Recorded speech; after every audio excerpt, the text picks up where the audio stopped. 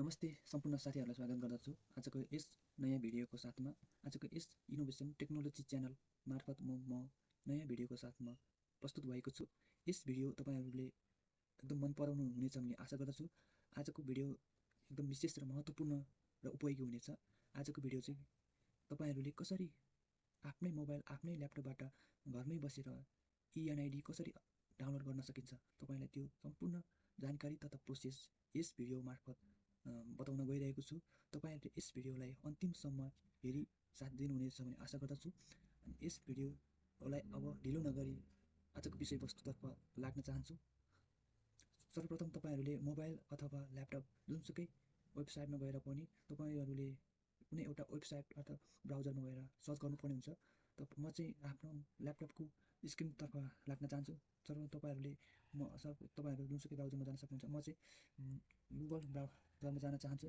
यहाँ म इएनआइडी डाउनलोड भनेर सर्च गर्छु। यसरी सर्च गर्नु भइसकेपछि तपाईँहरूले सर्वप्रथम तपाईँले वेबसाइट इएनआइडी डाउनलोड भन्ने वेबसाइट अथवा देख्न सक्नुहुनेछ। त्यसमा तपाईँले फर्स्ट वेबसाइट अथवा साइटमा क्लिक गर्नुपर्ने हुन्छ। म चाहिँ इएनआइडी डाउनलोडमा क्लिक गर्नेछु। अनि त्यसपछि तपाईँहरूले यस्तो इन्टरफेस देख्न सक्नुहुनेछ। तपाईँले यस्तो इन्टरफेस देखिसक्नु भएपछि इएनआइडी डाउनलोड भन्ने यहाँ तल देख्न सक्नुहुनेछ। तपाईँहरूले यहाँ पुरा नाम नेपालीमा राख्नुपर्ने हुन्छ। म आफ्नो नाम नेपालीमा राख्न चाहन्छु। तपाईँहरूले पुरा नाम अङ्ग्रेजीमा पनि राख्नुपर्ने हुन्छ। म आफ्नो पुरा नाम अङ्ग्रेजीमा पनि राख्न चाहन्छु। तपाईँहरूले आफ्नो जन्ममिति राख्नुपर्ने हुन्छ जन्ममितिमा। अनि त्यसपछि तपाईँले आफ्नो जिल्लाबाट कहिले नागरिकता जारी गरेको त्यो जारी मिति राख्नुपर्ने हुन्छ। मेरो जारी मिति राख्न चाहन्छु। अनि त्यसपछि तपाईँहरूले क्याप्चा राख्नुपर्ने हुन्छ। तपाईँले क्याप्चा राख्नुपर्ने हुन्छ। तपाईँले यो क्याप्चा अप्ठ्यारो आएको खण्डमा तपाईँहरूले त्यसलाई स्किप गरेर पनि नेक्स्ट क्याप्चाबाट तपाईँले अगाडि बढ्न सक्नुहुन्छ। म क्याप्चा इन्ट्री गर्न गइरहेको छु।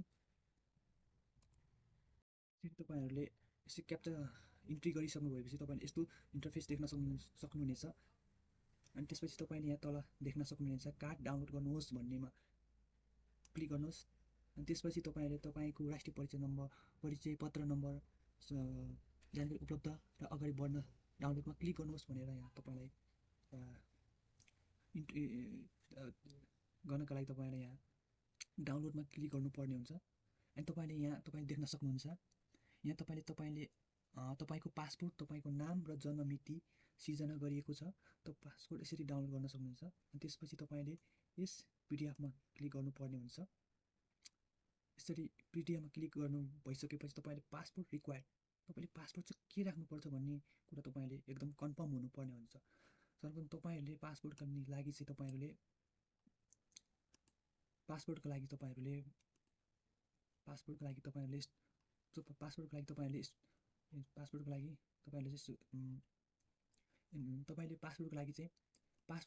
तपाईँहरूले आफ्नो अङ्ग्रेजीको नामको अगाडिको 4वटा क्यापिटल लेटर र नेपाली जन्ममितिको विक्रम सम्वत राखेर क्लिक गर्नुहोस्। त्यसपछि मात्र तपाईँले यहाँ एक्जाम्पल पनि देख्न सक्नुहुन्छ। तपाईँले आफ्नो नामको अगाडिको 4वटा क्यापिटल लेटर र तपाईँको डेट अफ बर्थको अगाडिको 4वटा लेटर राखेर तपाईँले आफ्नो एनआइडीको पासपोर्ट सेट गर्न सक्नुहुनेछ। यसरी सेट गर्नु भइसकेपछि तपाईँको सम्पूर्ण प्रोसेस पुरा हुनेछ। यसरी तपाईँले पुरा गर्नु भइसकेपछि यसरी यहाँ पासपोर्ट यसरी हाल्नुभयो। पासपोर्ट यहाँ हाल्नु भइसकेपछि तपाईँको काम सम्पूर्ण कम्प्लिट हुनेछ। त्यसपछि तपाईँको अनलाइनबाट नेसनल आइडी डाउनलोड गर्ने सम्पूर्ण प्रोसेस कम्प्लिट हुनेछ। अब आजको भिडियो यति नै।